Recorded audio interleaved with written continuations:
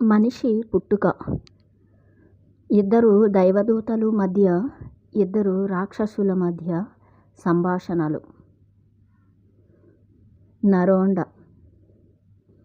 విశ్వంలో పైన కేంద్రం దగ్గర ఇరువురు ప్రధానమైన దైవదూతలు మనిషి యొక్క ప్రథమ అవతరణ గురించి ఈ క్రింది సంభాషణ కొనసాగించారు.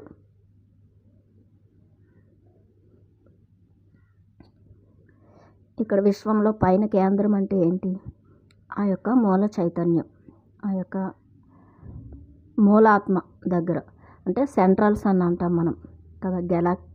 గెలాక్సీ యొక్క మధ్య భాగాన్ని మనం సెంట్రల్ సన్ అంటాం. అక్కడ ఆ సెంట్రల్ సన్కి దగ్గరగా ఉన్నటువంటి, కేంద్రంకి దగ్గరగా ఉన్నటువంటి నక్షత్రలోకవాసులు అంటే దేవతలు, వాళ్ళు హయ్యర్ మాస్టర్స్, హయ్యర్ వరల్డ్స్లో ఉన్నవాళ్ళు ఇలా మాట్లాడుకుంటున్నారు మనిషి అవతరణ గురించి. అంటే వాళ్ళు హయ్యర్ వరల్డ్లో ఉంటారు కదా, వాళ్ళు డివైన్ బీయింగ్స్ కదా, అక్కడ ఉంటారు కాబట్టి వాళ్ళకి అక్కడ ప్రేమ, కాంతి, శాంతి, బ్రహ్మానందం తప్ప ఇంకేమీ ఉండదు. ఇలాంటి కాంట్రాస్ట్స్ అనేవి ఉండవు కదా, మాయ అనేది ఉండదు. కానీ మనిషి పుట్టుక గురించి మాట్లాడుకుంటున్నారనమాట. ఈ యొక్క ఫస్ట్ మనిషి ఎలా పుట్టాడు, ఎలా అవతరణ జరిగింది, ప్రథమ అవతరణ అనేది మానవాళి. మొదటి దైవదూత. భూమికి బిడ్డ పుట్టింది, భూమి అంతా ప్రకాశవంతమైంది. రెండవ దైవదూత. స్వర్గానికి దివ్యమైన రాజు జన్మించాడు, స్వర్గం అంతా సంతోషంతో నిండింది. మొదటి దైవదూత. భూమి స్వర్గాల కలయికే అతడు. రెండవ దైవదూత.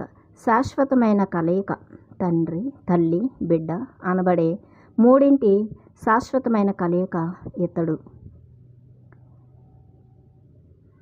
అంటే ఫస్ట్ మనకి మూల చైతన్యం నుంచి, ఆ యొక్క మహాశూన్యత, ఆ పరిపూర్ణ శూన్యత నుంచి ఫస్ట్ ఏమొచ్చింది? ఆదిశక్తి వచ్చింది. ఆదిశక్తి అంటే ఒక ఎనర్జీ. ఆదిశక్తి అంటే స్త్రీ శక్తి. శక్తి అంటేనే స్త్రీ శక్తి కదా, స్త్రీ. ఆ ఆదిశక్తికి తనను తాను చూసుకోవాలని, అసలు తను ఎవరో తాను తెలుసుకోవాలని అనిపించింది. ఒక థాట్ వచ్చింది, ఆలోచన. తనలో నుంచి కొన్ని ఆత్మలను సృష్టించింది. కొన్ని ఆత్మలు అంటే కొన్ని ఎనర్జీ బాల్స్ అనుకోవచ్చు మనం. అక్కడ ఫస్ట్ మనిషి ఏమి కాదు, శరీరంతో ఉండే మనిషి కాదు, ఆదిశక్తి నుంచి కొన్ని ఎనర్జీ బాల్స్ అనమాట, ఎనర్జీ బీయింగ్స్ వచ్చారనమాట. వాటిని మనం విశ్వాత్మలు అని కూడా చెప్పవచ్చు.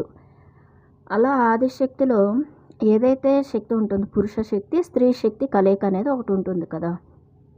ఆ శక్తిలో స్త్రీ శక్తి, పురుష శక్తి అంటే divine feminine energy, divine masculine energy, ఆ రెండు కలిస్తే ఒక బిడ్డ పుట్టాడు అని చెప్తున్నారంటే విశ్వాత్మలు అనేవి వచ్చాయి ఫస్ట్ ఆ ఆదిశక్తి నుంచి. అదే తల్లి, తండ్రి, బిడ్డ అని మనం చెప్పుకోవాలి. తల్లి, తండ్రి, బిడ్డ అనబడే మూడింటి శాశ్వతమైన కలయిక ఇతడు అని చెప్తున్నారు.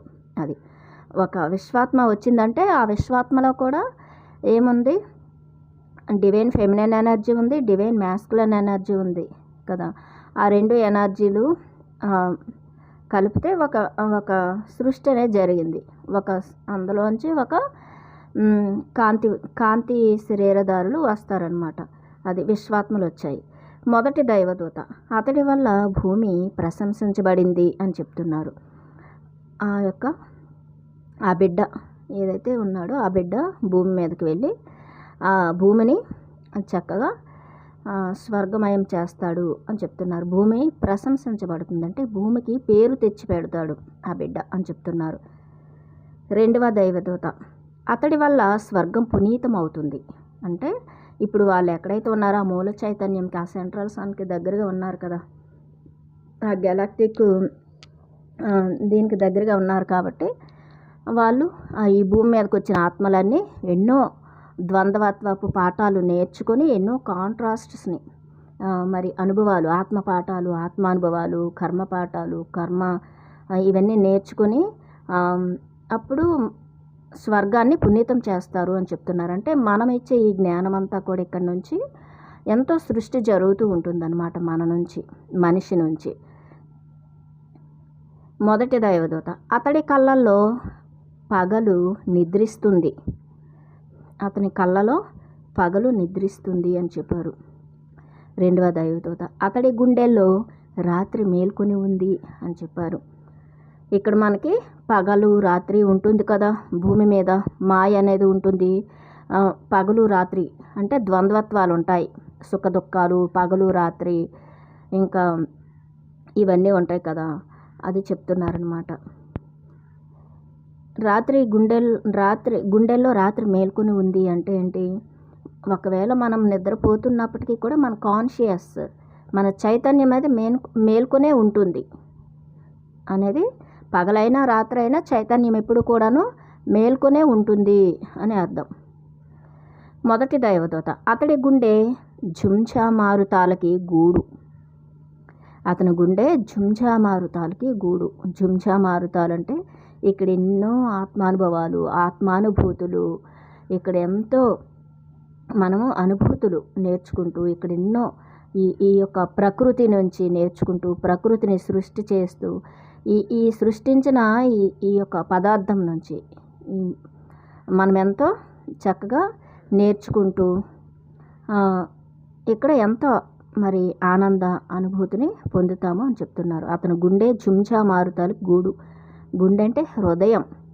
ఆ హృదయము అన్ని హృదయాలతో మరి ఆ కాస్మిక్ హార్ట్తో కనెక్ట్ అయి ఉంటుంది, భూమాత యొక్క హార్ట్తో కనెక్ట్ అయి ఉంటుంది. ఎన్నో హృదయాలతో మన హృదయం కనెక్ట్ అయ్యి అక్కడి నుంచి ఎన్నో అనుభూతులు మన హృదయం అనేది పొందుతూ ఉంటుంది. రెండవ దైవదూత, అతడి గొంతు పాట యొక్క అధిరోహణ క్రమం. మన యొక్క గొంతు అనేది, మనిషి యొక్క గొంతు పాట అధిరోహణ క్రమం అంటే మన యొక్క ఆరోహణం అధిరోహణం. అధిరోహణ క్రమం అంటే మన గొంతు అనేది ఎన్నో పాటలు పాడుతూ ఉంటుంది కదా ఇక్కడ. మొదటి దైవదూత, అతడి చేతులు పర్వతాలను చుట్టుముడతాయి. అతని చేతులు పర్వతాలను అంటే ఏంటి? ఇక్కడ డైమెన్షన్స్, ఆ లోకాలు. ఇప్పుడు భూలోకం, భువర్లోకం, జనాలోకం, భూలోకం, భువర్లోకం, సువర్లోకం, జనాలోకం, తపోలోకం, ఇంకా మహాలోకం, సత్యలోకం, ఇలా 7 లోకాలు ఉంటాయి కదా. ఆ 7 లోకాలని కూడాను వాళ్ళు పర్వతాలు అంటున్నారు. అతడి చేతులు పర్వతాలను చుట్టుముడతాయి అని చెప్పారు. అంటే హయ్యర్ డైమెన్షన్స్, ఇవి లోకాలు. రెండవ దైవదూత, అతడి వ్రేళ్ళు నక్షత్రాలను తెంచుతాయి అని చెప్పారు. అతని వేళ్ళు నక్షత్రాలను అంటే ఆ నక్షత్ర లోకాలను అందుకుంటాయి అని చెప్తున్నారు. మొదటి దైవదూత, అతడి ఎముకల్లో సముద్రాలు ఘోషిస్తాయి. ఎముకలు అంటే మన ఎముకల్లో అంటే మన లోపలే ఈ సమస్త సృష్టి, ఈ విశ్వం మహాశూన్యత ఉంది కదా మన లోపలే, ఆ పరిపూర్ణ శూన్యతే మనలో ఉంది. అదే చెప్తున్నారు, సముద్రాలు ఘోషిస్తాయి. రెండవ దైవదూత, అతడి నరాల్లో సూర్యుళ్ళు పయనిస్తారు. మన నరాల్లో ఏముంటుంది? ఆ జీవశక్తి ఉంటుంది కదా, ఆ యొక్క ఆ పవర్ అనేది ఉంటుంది కదా, అదే సూర్యుళ్ళు అంటున్నారు. ఆ కోటి సూర్యుల ప్రకాశం అనేది మన నరాల్లోంచి కరెంటులాగా ప్రవహిస్తూ ఉంటుంది. మొదటి దైవదూత, అతడి నోరు కొలిమి మోస అని చెప్తున్నారు. ఆ మనిషి యొక్క నోరు ఎలాంటిదంటే కొలిమి అండ్ మోస అని చెప్తున్నారు. మనం మాయలోకి వచ్చినప్పుడు ఏం జరుగుతుంది?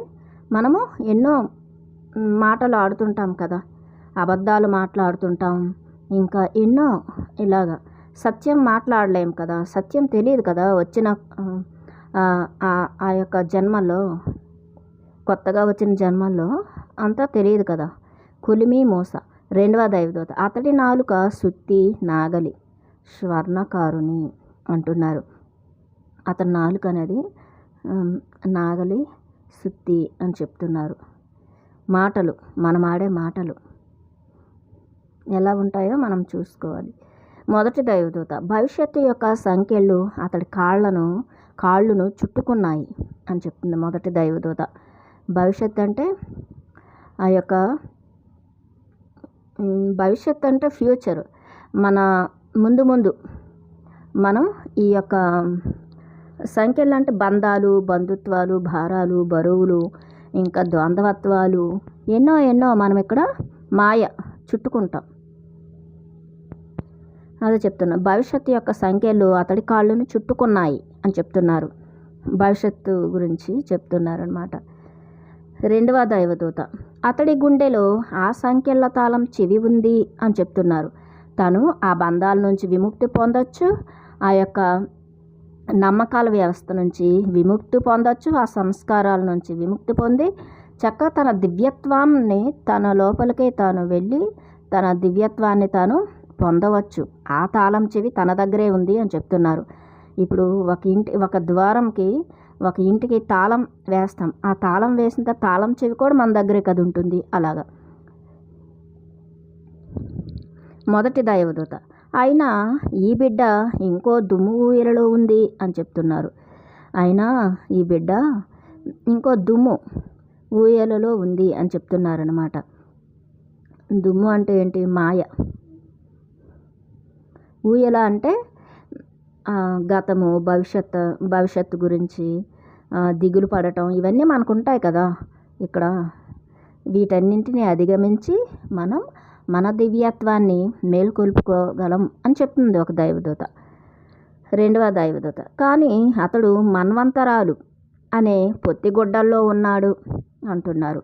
అంటే యుగాలు అకాలం ఈ పొత్తిగుడ్డల్లో తను చిక్కుకుపోయి ఉన్నాడు అని చెప్తున్నారు. మొదటి దైవదూత దేవుడిలా సంఖ్యల రహస్యాన్ని తెలుసుకొని ఉన్నా దేవుడిలా మాటలలోని రహస్యం అతడికి తెలుసు అని చెప్తుంది. తను ఒక దేవుడు, ఆ దేవుడు తనే దేవుడని తనకు ఆ రహస్యం తెలుసు, ముందు తను తెలుసుకుంటాడు, కంగారేం లేదు అని చెప్తుంది ఆ దైవదూత. ఆ రహస్యం తనకు తెలుసు, తనే భగవంతుడని అని చెప్తున్నారు. రెండవ దైవదూత మొదటిది చివరిది అయిన పవిత్ర సంఖ్య ఒక్కటే తప్ప మిగిలినవన్నీ అతడికి తెలుసు. మొదటిది చివరిది అయిన సృష్టించే పదం తప్ప అన్ని పదాలను చూడగలడు అని చెప్తున్నారు. మొదటిది చివరిది అంటే ఏకత్వం గురించి మనకు తెలుసు. ఇక్కడ అంటే నేనొక దివ్యత్వాన్ని అని తెలుసు, నేనొక శుద్ధ చైతన్యం అనేది తెలుసు. అంటే మనం ఆ సనాతనమైనటువంటి ఆది నుంచి వచ్చిన ఆత్మ అని మనకు తెలుసు. అంటే మన ఆత్మకి పుట్టుక లేదు, మరి మరణమో లేదు కదా, ఆది లేదు అంతమో లేదు మన ఆత్మకి కదా, ఒక ఎనర్జీ. కాబట్టి అది తనకు తెలుసు అని చెప్తున్నారు. సృష్టించే పదం తప్ప అన్ని పదాలను చూడగలడు అని చెప్తున్నారనమాట. సృష్టించే పదం అంటే ఏంటి? మనం ఒక సృష్టికర్త అనేది మనకి ఇంకా తెలియదు కదా, ఈ భూమి మీద మాయలో ఉన్నాం కాబట్టి. అది తప్ప అన్నీ చూడగలడు అని చెప్తున్నారనమాట.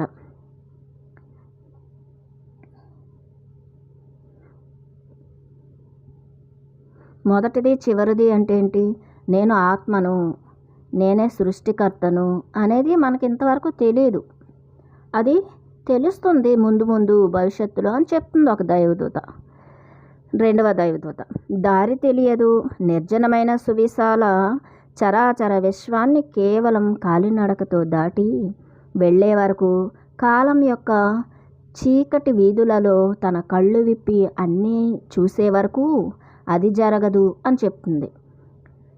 అంటే దారి తెలియదు. తను ఆ బిడ్డ ఏదైతే ఆ తల్లి తండ్రి అంటే ఆదిశక్తి నుంచి ఆ విశ్వాత్మలు వచ్చాయి కదా. ఫస్ట్ ఇక్కడ సృష్టికర్తల గురించి చెప్తున్నారు. ఫస్ట్ ఈ సృష్టి ఎలాగ జరిగింది, ఇవన్నీ ఎలా సృష్టించారు అనేది విశ్వాత్మలు. ఆ బిడ్డకి దారి తెలియదు, కాలినడకన అన్ని నగరాలు, ఈ గ్రహాలు ఇవన్నీ కూడాను తను సృష్టించేశాడు. బాహ్య సృష్టి అంతా చేసేసాడు. ఆ సృష్టి చేసి కా చరాచర ఈ విశ్వాన్ని కేవలం కాలినడకతో దాటి వెళ్ళే వరకు అని చెప్తున్నారు. కాలం యొక్క చీకటి వీధులలో అంటే తను ఇదంతా సృష్టి చేసేసి ఆ సృష్టిలో తను దిగి ఆ మాయలో దిగి తను చీకటిలో ఉంటాడు. అంటే అజ్ఞానం అనే చీకటిని పులుముకుంటాడు. ఆ చీకటి వీధులలో కళ్ళు విప్పి అన్నీ చూసే వరకు అది జరగదు అని చెప్తున్నారు. మాయలోకి వస్తాడు, మాయను పులుముకుంటాడు, మాయలో దిగుతాడు. కాబట్టి తన దివ్యత్వాన్ని మర్చిపోతాడు, చీకటిలో ఉంటాడు, అజ్ఞానంలో ఉంటాడు. తను ఆ వెలుగుని, తన లోపల ఉన్న ఆ వెలుగుని చూడలేడు అని చెప్తుంది మొదటి దైవదూత. ఈ భూమి బిడ్డ అద్భుతం అని చెప్తున్నారనమాట. ఈ భూమి బిడ్డ అద్భుతం అని చెప్తున్నారనమాట. ఈ భూమి యొక్క బిడ్డ అద్భుతం. ఈ భూమి అనేది ఒక అద్భుతం, ఒక అద్భుత సృష్టి అని చెప్తుంది ఒక దైవదూత. రెండవ దైవదూత ఈ స్వర్గపు రాజు మహిమాన్వితం అని చెప్తుంది రెండవ దైవదూత. ఈ స్వర్గపు రాజు, ఈ స్వర్గం నుంచి ఎవరైతే వచ్చామో మనం రాజులమంట అక్కడ. ఎందుకంటే మనం డివైన్ బీయింగ్స్ కాబట్టి అక్కడ.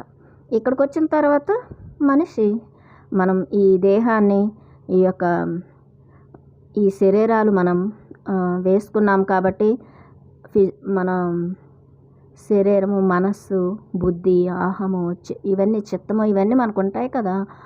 ఇవన్నీ ఉన్నాయి కాబట్టి మనం ఒక మనిషిగా ఉన్నాం ఇక్కడ. కానీ అక్కడైతే వాళ్ళు ఏమంటున్నారు, ఈ స్వర్గపు రాజు మహిమాన్వితం అంటున్నారు. ఈ స్వర్గం నుంచి వెళ్ళిన ఈ రాజు అక్కడ మహిమాన్వితుడు అని చెప్తున్నారు. భూమి మీద మహిమలు చేస్తాడని. మొదటి దైవదూత ఆ నామరహితుడు ఇతడిని మనిషి అన్నాడు అని చెప్తున్నారు. ఎవరైతే ఈ భూమి మీద జన్మలు తీసుకున్నారో ఇదంతా ఫస్ట్ సృష్టించారు కదా. విశ్వాత్మలు, పూర్ణాత్మలు నుంచి వచ్చినటువంటి జీవాత్మల్ని మనిషి అని పేరు పెట్టారంట. ఆ నామరహితుడు ఎవరు? ఆ భగవంతుడు. ఆయన నామరహితుడు. ఆయనకి నామము లేదు, రూపము లేదు. మూల చైతన్యం.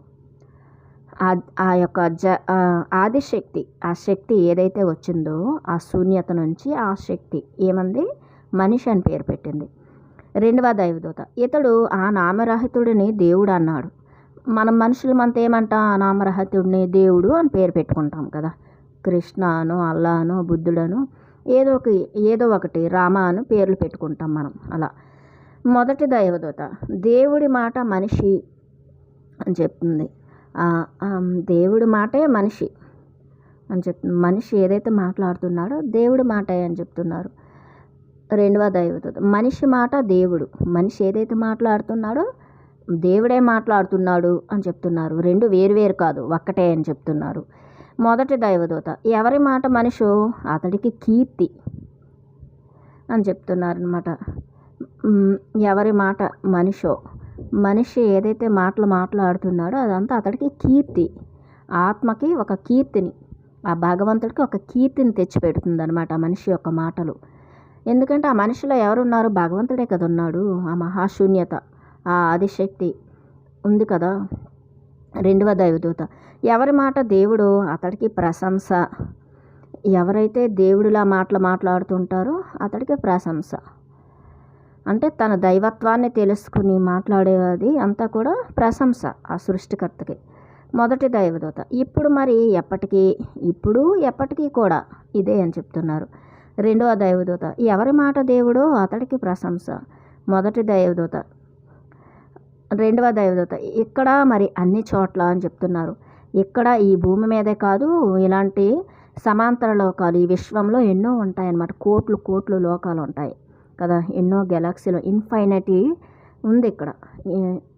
కాబట్టి యూనివర్సెస్ ఉంటాయి, ఇన్ఫైనిటీ యూనివర్సెస్ ఉంటాయి.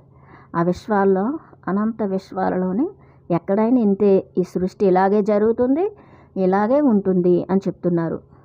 ఫస్ట్ మనం ఆ దివ్యత్వం నుంచి ఆ డివైన్ రెల్మ్స్ నుంచి కిందకు వస్తాం.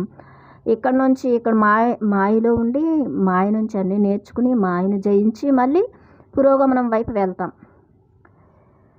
ఇది అన్ని చోట్ల అంతే అని చెప్తున్నారు. ఇక్కడే కాదు, ఈ భూమి మీద ఒక్కటే కాదు, ఇలాంటి లోకాలు ఎన్నో ఉన్నాయి. ఆ గ్రహాల్లో కూడా ఇలాగే ఉంటుంది నియమం అని చెప్తున్నారు. ఆ విధంగా మాట్లాడుకున్నారు ఆ ప్రధాన దైవలోక దూతలు. విశ్వంలోని క్రింద కేంద్రం దగ్గర మరో 2 ప్రధాన నిమ్నలోక రాక్షసులు అదే సమయానికి ఈ క్రింది సంభాషణలు కొనసాగించారు. అంటే ఈ ఈ వీళ్ళున్నారు కదా, దైవలోక దూతలు అంటే ఏంజల్స్ అనుకోవచ్చు, ఆస్ట్రల్ మాస్టర్ అంటే హయ్యర్ మాస్టర్స్, మన గైడెడ్ మాస్టర్స్ అని మనం చెప్పుకుంటుంటాం కదా వాళ్ళు. కానీ కిందలోక కేంద్రంకి కిందన ఉన్నవాళ్ళు అంటే కేంద్రంకి దూరంగా ఉండేవాళ్ళు.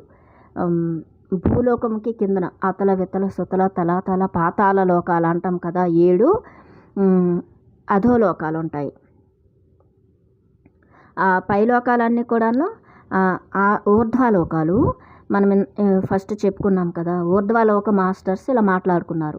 హయ్యర్ మాస్టర్స్ అంటే భూలోకం, భూవర్లోకం, సువర్లోకం, జనాలోకం, మహాలోకం, తపోలోకం, మహాలోకం, సత్యలోకవాసులు. వాళ్ళు కేంద్రంకి దగ్గరగా ఉండేవాళ్ళు. ఏంజల్స్ ఇలా మనం చెప్పుకోవచ్చు. అసెండెడ్ మాస్టర్స్ అని ఇలా చెప్పుకోవచ్చు. కానీ ఈ కిందన నిమ్నలోక రాక్షసులు అంటే కిందన ఉంటారు కదా, భూలోకంకి కింద.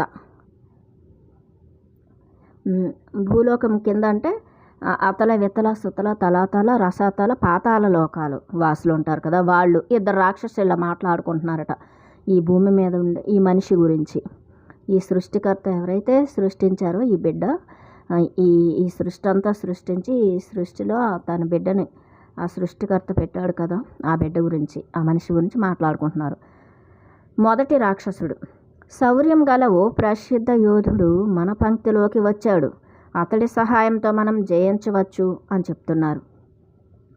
అంటే శౌర్యం అంటే ఆ భగవంతుడి యొక్క శక్తి సామర్థ్యాలు అన్నీ కూడా వీళ్ళు ఉన్నాయి, శక్తులన్నీ ఉన్నాయి ఈ మనిషిలో.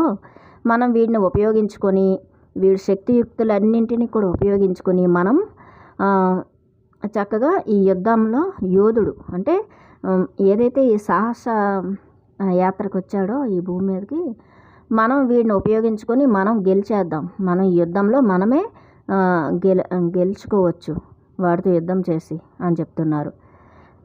రెండవ రాక్షసుడు, మూలుగుతూ ముక్కు చీదుతూ ఉంటే పిరికివాడు అవుతాడు, అతడి నుదుటి మీద నమ్మక ద్రోహం మకాం చేస్తోంది, పిరికితనంలో నమ్మక ద్రోహంలో అతడు భయంకరుడు అంటున్నారు. ఇక్కడ ఈ మనిషి ఏం చేస్తాం, మనం వచ్చే ఇక్కడ ఈ భూమి మీద ఫస్ట్ మూలుగుతూ ముక్కులతో అంటే మన తమో రజో గుణాల్లోని మనిషి ఎన్నో ద్వంద్వత్వంలో ఉంటాం కదా. ఎంతో మన సంస్కారాలు మళ్ళీ మాయ ఇదంతా కూడా మనల్ని ఎంతో పట్టి పీడిస్తూ ఉంటుంది. అజ్ఞానం అనేది మనల్ని పట్టి పీడిస్తూ ఉంటుంది. దిక్కుతోచక దారి తెలియక ఎంతో మనం అవస్థలు పడుతూ ఉంటాం అన్నమాట. మన దివ్యత్వం అనేది మన లోపలే ఉంది, మనమే దేవుడు, మనమే సృష్టికర్త అని తెలియక. కాబట్టి ఆ రెండవ రాక్షసుడు చెప్తున్నాడు, వీడు మూలుగుతూ ముక్కు చేతూ పిరికివాడవుతాడు అని చెప్తున్నారు. అంతే మరి, అంత దివ్యలోకాల నుంచి వచ్చిన మనం దేవతలమే. కానీ ఇక్కడ ఏమవుతుంది, మాయను పులుముకుంటాం కాబట్టి ఇలా ఉంటాం అన్నమాట. వీడు నమ్మక ద్రోహంలో అతడు భయంకరుడు అని చెప్తున్నారు. నమ్మక ద్రోహాలన్నీ చేస్తూ ఉంటాం మరి, ఇక్కడ మాయలో ఉంటాం కాబట్టి, ద్వంద్వత్వంలో ఉంటాం కాబట్టి. మొదటి రాక్షసుడు, అతడి కన్ను ఆటవికమైనది, భయం లేనిది అని చెప్తున్నది. అతని కన్ను అంటే కన్ను ఆ దివ్య నేత్రం, ఆ జ్ఞాన నేత్రం ఉంది కదా, అది ఆటవికమైనది, భయం లేనిది. అది తెరుచుకుంటే మనకి ఇంకే భయము ఉండదు కదా. మూడో కన్ను అంటాం, ఆ దివ్య నేత్రం, ఆ జ్ఞాన నేత్రం, ఆ త్రినేత్రం అంటాం. ఆ కన్ను కానీ మనకి తెరుచుకుంటే ఇంకా మనకి ఆ జ్ఞానం అనేది మన లోపల నుంచి మనకి వస్తూ ఉంటుంది. జ్ఞానం అర్థమైపోతూ ఉంటుంది. ఇక్కడ మాయను జయించగలుగుతాం. రెండవ రాక్షసుడు, అతడి హృదయం సాధువు కన్నీటిమయం, సాధుత్వంలో కన్నీటిలో అతడు భయంకరమైన వాడు అని చెప్తున్నారు. అతడి హృదయం అనేది సాధువు అంటే మన హృదయం అనేది డివైన్ క్వాలిటీస్ ఉంటాయి కదా, అంటే సత్వగుణంలో ఉంటుంది. మంచి భావనా శక్తితో ఉంటుంది మన హృదయం. కరుణ, దయ, జాలి, సానుభూతి, క్షమాగుణం, ప్రేమతత్వం, అన్కండిషనల్ లవ్, ఇలా అన్నీ కూడా మన లోపల ఉంటాయి కదా. ఆ తపస్సు, శాంతి, ఇవన్నీ మనలో ఉంటాయి. అదే చెప్తుంది.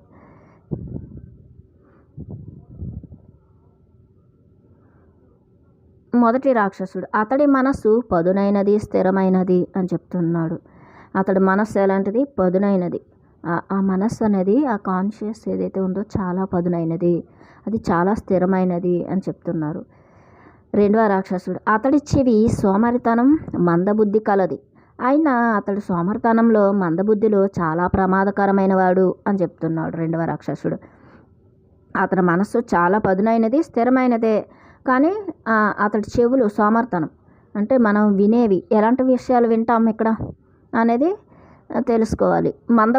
బుద్ధి అనేది, బుద్ధి కుశలత, బుద్ధి జ్ఞానం అదనేది ఉండదు కదా, లేదు, ఇక్కడ మాయలో ఉంటాం కాబట్టి. అయినా అతడి సోమర్తనంలో, మందబుద్ధిలో చాలా ప్రమాదకరమైన వాడు. అంటే మనిషి తన దివ్యత్వాన్ని మర్చిపోయి ఈ ద్వంద్వత్వపు ఆట ఆడుతూ ఎంత ప్రమాదకరంగా తయారవుతాడు అని చెప్తున్నారు.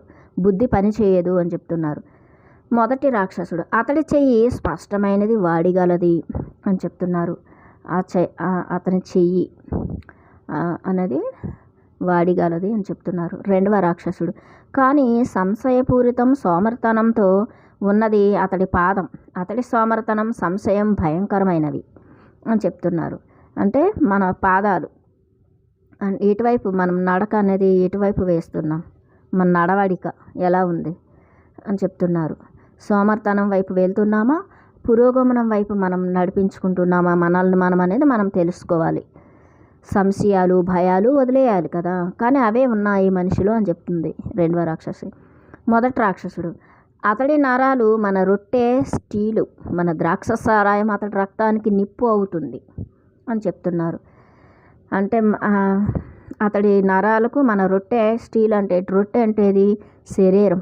మన శరీరం అనేది స్టీలు లాగా చాలా సాంద్రత గలదనమాట, చాలా గట్టిది ఈ దేహం కదా. అది మన ద్రాక్ష సారాయం అతడి రక్తానికి నిప్పు అవుతుంది అని చెప్తున్నారు. ద్రాక్ష సారాయం అంటే జీవశక్తి. ఆ జీవశక్తి అనేది మన లోపల, మన రక్తానికి నిప్పు అవుతుంది. రెండవ రాక్షసుడు, అతడు మన పైకి మన రొట్టె తొట్టెలనే రాళ్ళలా విసురుతాడు.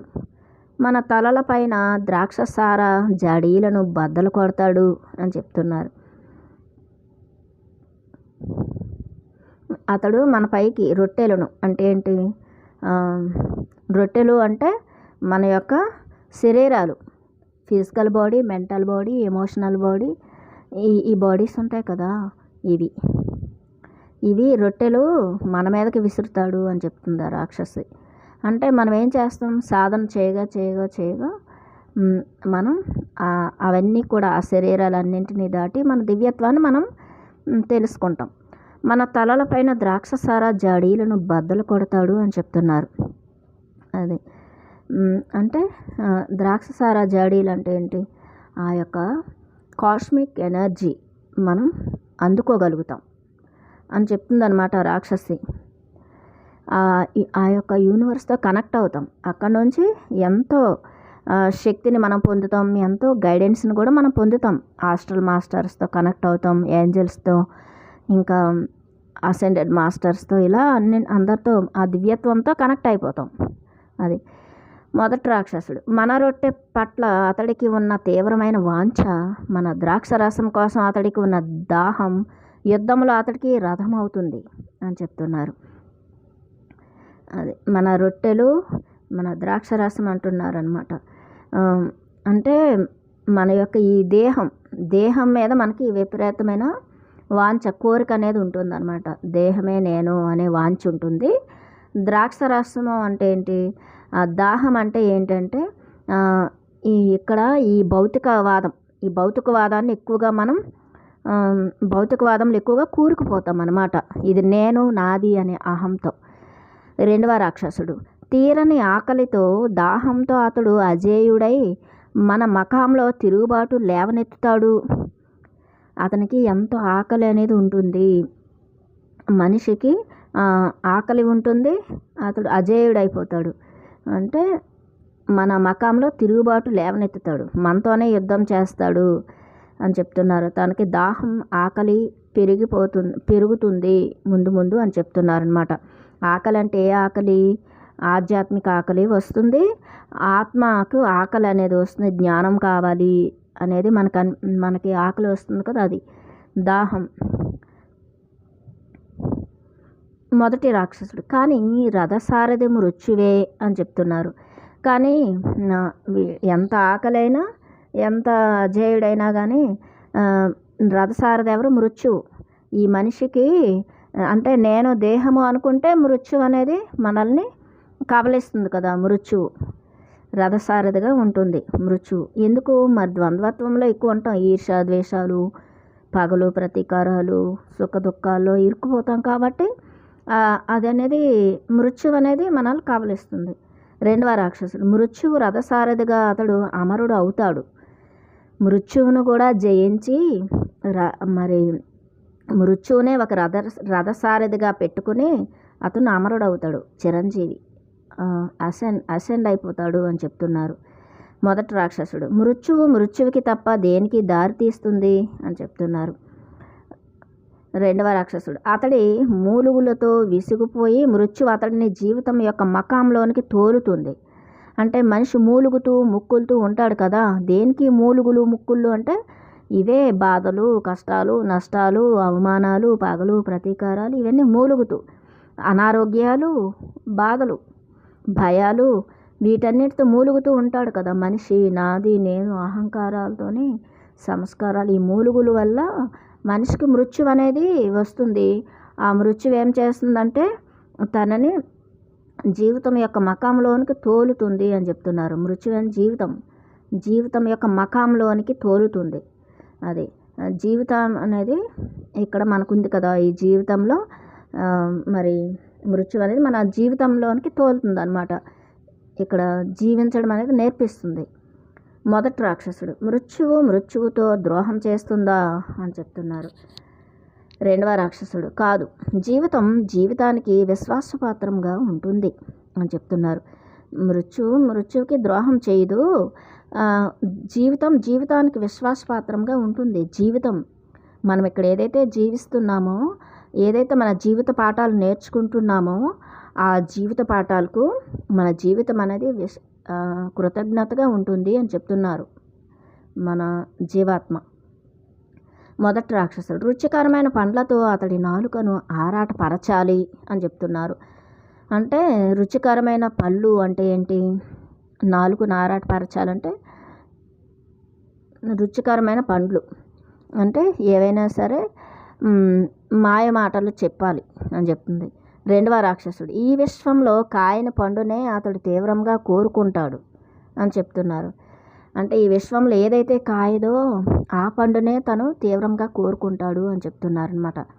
కాయని పండు అంటే ఇప్పుడు చెట్లకి కాస్తాయి కదా, ఆ పళ్ళు కాదు. అశాశ్వతమైన పళ్ళును మనిషి కోరుకోడు. కాయని పండ్లను అంటే తను జ్ఞానంతో పండిపోవాలి, వృద్ధాత్మగా అవ్వాలి. శైశవాత్మ, బాలాత్మ, యవ్వనాత్మ, ప్రౌఢాత్మ, వృద్ధాత్మ పండిపోవాలి. జ్ఞానంతో పండిపోయి, అనుభవాలతో పండిపోయి, ఆత్మ పాఠాలు నేర్చుకుని ఆత్మానుభూతులతో తను అలాంటి జ్ఞానంతో పండిపోవాలని అతను తీవ్రంగా కోరుకుంటాడు అని చెప్తుంది రెండవ రాక్షసుడు. ఈ మొదటి రాక్షసుడు ఏం చెప్తున్నాడు? రుచికరమైన పండ్లతో ఆయన నాలుకను ఆరాటపరచాలి అంటున్నాడు. అంటే ఈ భూమి మీద అశాశ్వతమైన పళ్ళు అంటే ఇప్పుడు ఇక్కడ ఉండే పళ్ళుతో తింటాం మనం ఎన్నో పళ్ళు, రుచులు, అన్నిటికీ మనం బానిసలం అవుతాం కదా. అలా మొదటి రాక్షసుడు.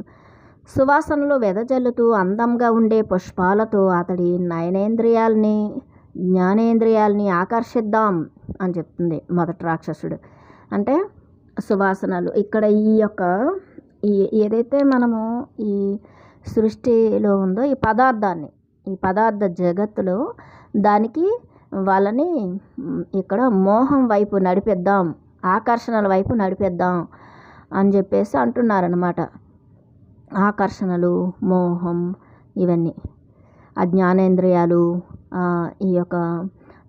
ఈ కళ్ళని బాహ్యం వైపు మనం ఆకర్షణల వైపు నడిపిద్దాం అని చెప్తుంది. కోరికలు అలాగా ఇంద్రియ సుఖాల కోసం తాపత్రయపడేలా మనిషిని మనం ఆకర్షిద్దామని చెప్తుంది అనమాట మొదటి రాక్షసుడు. రెండవ రాక్షసుడు. కానీ అతడి కళ్ళు వేరే పుష్పాలను, అతడి నాసిక వేరే వాసనలను కోరుకుంటుంది అని చెప్తుంది రెండవ రాక్షసుడు. అతను అశాశ్వతమైన సువాసనలు, లేదంటే అశాశ్వతమైనటువంటి రుచులు, వాసనలను అతను కోరుకోవట్లేదు. శాశ్వతమైనటువంటి ఆ యొక్క రుచిని, శాశ్వతమైనటువంటి ఆ యొక్క జ్ఞానాన్ని, శాశ్వతమైనటువంటి దాన్ని తను కోరుకుంటున్నాడు అని చెప్తున్నారు. తన నాలుక, తన కళ్ళు, తన ఇంద్రియాలు కోరుకుంటున్నాయి అని చెప్తున్నారు. మొదటి రాక్షసుడు శ్రావ్యమైన సంగీతంతో అతడి కర్ణేంద్రియాన్ని వేటాడాలి అని చెప్తుందనమాట. అతని చెవులను, కర్ణేంద్రియాలను అంటే చెవులను శ్రావ్యమైన సంగీతంతో వేటాడాలి అని చెప్తుంది. రెండవ రాక్షసు అయినా అతడి చెవి వేరే గాయకులను కోరుకుంటుంది అని చెప్తున్నారనమాట. అంటే వేరే గాయకులను అంటే తను వేరే గాయకులను అంటే ఏంటి, తన హృదయం నుంచి వచ్చి ఆ జింఝా మారుతాలను వినాలనుకుంటుంది, తన హృదయాన్ని వినాలనుకుంటుంది, తన దివ్యత్వాన్ని, తన అంతర్బోధన వినాలనుకుంటుంది. అతను కర్ణేంద్రియాలు అని చెప్తున్నారు, చెవులు అని చెప్తున్నారు. అంతఃకరణాలతో అంతఃకరణాన్ని, ప్రబోధాన్ని వినాలనుకుంటుంది అని చెప్తున్నారు. మొదటి రాక్షసుడు భయం అతడిని మనకు బానిసగా చేస్తుంది అని చెప్తుంది. అతనికి భయం ఎక్కువ, ఆ భయం వల్ల మనకు బానిస అయిపోతాడు అని చెప్తుంది. రెండవ రాక్షసుడు భయం నుంచి అతడిని నమ్మకం కాపాడుతుంది అని చెప్తున్నారు. అతను భయం నుంచి కూడా విడుదల అవ్వగలడు అని చెప్తుంది అనమాట. నమ్మకం అంటే భగవంతుడిపై నమ్మకం, ఒక శక్తిపై నమ్మకం అనేది మనకు ఉంటుంది కదా. భయం నుంచి బయటపడిపోతుంటాం కదా, అది. మొదటి రాక్షసుడు బాధ అతడిని మనకు లోబరుస్తుంది. అతడు భయాలు, బాధలతో ఉంటాడు కదా, అప్పుడు మనకు లోబడి ఉంటాడు అని చెప్తుంది మొదటి రాక్షసుడు. రెండవ రాక్షసుడు అంటున్నాడు విశ్వాసం అతడిని బాధ నుంచి విముక్తుడిని చేస్తుంది. విశ్వాసం, ఆత్మవిశ్వాసం అతన్ని బాధ నుంచి విముక్తుడిని చేస్తుంది అని చెప్తున్నారు. మొదటి రాక్షసుడు అతడి నిద్రని చికాకు కలిగించే కలలతో గజిబిజి చేద్దాం, అతడి జాగ్రత్తావస్థలో తికమక పెట్టే నీడలను చల్లుదాం అని చెప్తుంది. అంటే అతడి నిద్రని, అంటే నిద్రలోని మనకి పిచ్చి పిచ్చి కళలు వస్తుంటాయి కదా, లో ఫ్రీక్వెన్సీ, లోవర్ డైమెన్షన్స్కి మనం వెళ్తూ ఉంటాము కదా, అలాంటి కళలు గజిబిజి చేద్దాం అని చెప్తుంది. కానీ అతని జాగ్రత్తావస్థలో తికమక పెట్టే నీడలను చల్లుదాం అని చెప్తున్నారు. జాగ్రత్తావస్థలో అంటే ఇప్పుడు ఏదైతే మనం ఇప్పుడు మేల్కొని ఉంటాం, నిద్రలో కాకుండా ఇప్పుడు మేల్కొని ఉంటాం కదా, మన మనస్సు ఎప్పుడు కూడాను తికమక అయిపోతూ, ఏదో ఒక గడబిడైపోతూ, ఏవో ఆలోచనలు గతం గురించి, భవిష్యత్తు గురించి మనం తికమక పెట్టే ఆలోచనలు చేస్తుంటాం కదా, అవి మన మనస్సుని గడబడి చేద్దాం అంటుంది. రెండవ రాక్షసుడు అతడి భావనా శక్తి చికాకు ప్రశ్నలను విప్పుతుంది, నీడలను కరిగిస్తుంది అని చెప్తున్నారు. అంటే ఇక్కడ జాగ్రత్త అవస్థలో తికమక పెట్టి నీడలను చల్లుదాం అంటే ఏంటి, మనం జాగ్రత్త అవస్థలు అంటే మన మనస్సు చిరాకులు, పరాకులు, భయాలు, కోపాలు, ఇవి ఆవేశాలతో మనం అరుస్తూ ఉంటాం కదా, వాటి నుంచి కొన్ని బాధాతప్తమయ్యే శరీరాలు రిలీజ్ అవుతాయి, నీడలు అంటాం వాటిని. ఆ యొక్క పెయిన్ బాడీస్, ఆ బాడీస్ని మనం రిలీజ్ చేసేస్తుంటాం కదా, అలా చెప్తుంది మొదటి రాక్షసి. అది తనని చికాకు పెట్టేసి గజిబిజి చేసేద్దాం నిద్రలో అని చెప్పి, మళ్ళీ మేల్కొని ఉన్నప్పుడు ఆ మనసును కూడా గతంలోకి వెళ్ళి ఆ పెయిన్ బాడీస్ని రిలీజ్ చేద్దాం. బాధ, దుఃఖము, నిరాశ, నిస్పృహ అంటే లోవర్ డైమెన్షన్, అంటే లో ఫ్రీక్వెన్సీలోకి తీసుకెళ్దాం.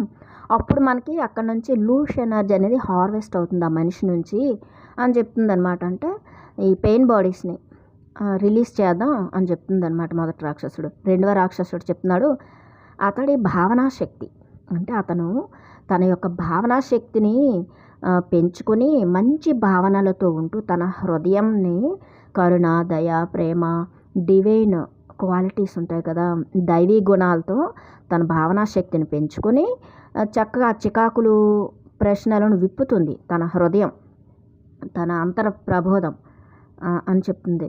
నీడలను కరిగిస్తుంది, ఆ యొక్క ఏవైతే ఉన్నాయో చికాకు ఆలోచనలు, గతం తాలూకు ఆలోచనలు, ఆ యొక్క సంస్కారాలు ఉంటాయి కదా, అహంకారంతో ఆ సంస్కారాలు వాటన్నింటిని కూడాను ఆ పెయిన్ బాడీస్ అన్నింటిని కూడా కరిగించేస్తుంది. తన భావనా శక్తి అంత గొప్పది అని చెప్తుందనమాట రెండవ రాక్షసుడు.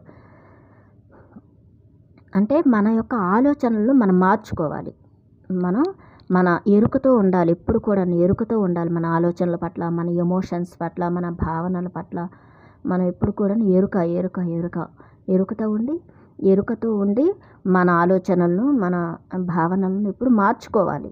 మార్పుకి ఎప్పుడు సిద్ధంగా ఉండాలి. మన మాటలను అన్నీ మార్చుకోవాలి. అప్పుడు మనకు ప్రశాంతంగా హృదయం అనేది చాలా ప్రశాంతంగా అయిపోతుందన్నమాట. మొదటి రాక్షసుడు మొత్తం మీద అతడిని మనలో ఒకడిగా లెక్కింపవచ్చు అని చెప్తుందన్నమాట. ఆ మనిషి భూమి మీదకి వచ్చిన తర్వాత మాయను పురుముకున్న తర్వాత మనలాంటి రాక్షసుడు అయిపోతాడులే అని చెప్తుందన్నమాట.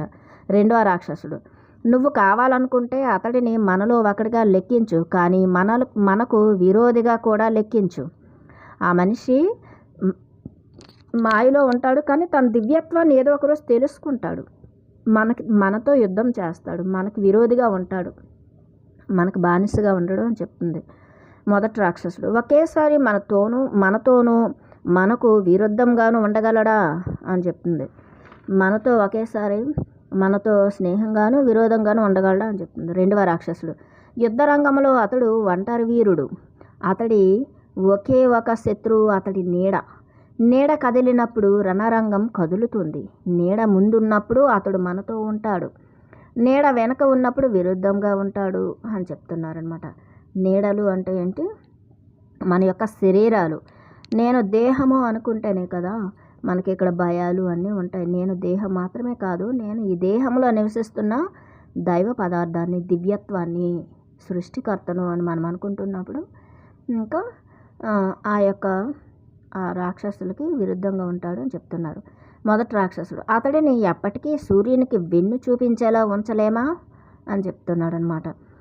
ఎప్పుడు కూడాను అంటే విశ్వ ప్రేమకు విరుద్ధంగా మనం ఉంచలేమా ఎప్పుడుకి కూడా అని చెప్తున్నారు అనమాట. ఇప్పుడు మనం అంటాం కదా, అంటే మన లోపలే ఉన్నాయి ఆ దివ్యత్వము, రాక్షసత్వం రెండూ కూడా మాట్లాడుకుంటున్నాయని చెప్పుకోవచ్చు మనం, మన లోపలే. అది రెండవ రాక్షసుడు సూర్యుడిని ఎప్పటికీ అతడి వెనుక ఎవరు ఉంచుతారు? సూర్యుడు అంటే ఎవరు? ఆత్మ, ఆ కోటి సూర్యుల ప్రకాశం. ఆత్మ అంటే ఏంటి? దగ మెరిసే కోటి సూర్యుల ప్రకాశం కదా. ఆ ప్రకాశానికి ఎవరు దూరంగా ఉంచగలరు అని చెప్తున్నారు. మొదటి రాక్షసుడు ఈ యోధుడు ఒక చిక్కు ప్రశ్న అని చెప్తున్నాడు అనమాట. మనకు ఒక చిక్కు ప్రశ్నలా తయారయ్యాడే అని చెప్తున్నారు. రెండవ రాక్షసుడు ఈ నీడ ఒక చిక్కు ప్రశ్న అని చెప్తున్నారు అనమాట. అంటే ఈ యొక్క నీడ అంటే ఏంటి? ఆత్మ మనకు ఒక చిక్కు ప్రశ్న. మొదటి రాక్షసుడు ఒంటరి సూర్యునికి స్వాగతం అని చెప్తున్నాడు అనమాట. ఆ దివ్యలోకాల నుంచి, ఆ సృష్టికర్త నుంచి సృష్టించిన ఆ బిడ్డకి, ఆ ఒంటరి సూర్యుడు వీరుడికి స్వాగతం అని చెప్తున్నారనమాట వాళ్ళు. రెండవ రాక్షసుడు ఒంటరి నీడకి స్వాగతం అని చెప్తున్నారు. ఒంటరి నీడ అంటే ఏంటి? ఆత్మకి స్వాగతం. మొదటి రాక్షసుడు మనలో ఒకడిగా అతడికి స్వాగతం అని చెప్తుందన్నమాట. మనలో ఒకడిగా అతను అయిపోతాడు, స్వాగతం. రెండవ రాక్షసుడు మనకు విరుద్ధంగా ఉన్నప్పటికీ అతడికి స్వాగతం అని చెప్తున్నారనమాట. మొదటి రాక్షసుడు ఎప్పుడు. రెండవ రాక్షసుడు ఇక్కడ అన్ని చోట్ల ఎప్పుడు ఇంతే. ఇది ఇక్కడ అన్ని చోట్ల కూడా ఇలాగే ఉంటుంది అని చెప్తున్నారు. ఇరువురు ప్రధాన భూతాలు అలా విశ్వంలోనే క్రింద కేంద్రం దగ్గర మనిషి ఆ ప్రథమ పుట్టుక గురించి మాట్లాడుకున్నారు. అంటే అధోలోకవాసులు అన్నమాట. వాళ్ళు ఊర్ధ్వలోకవాసులు.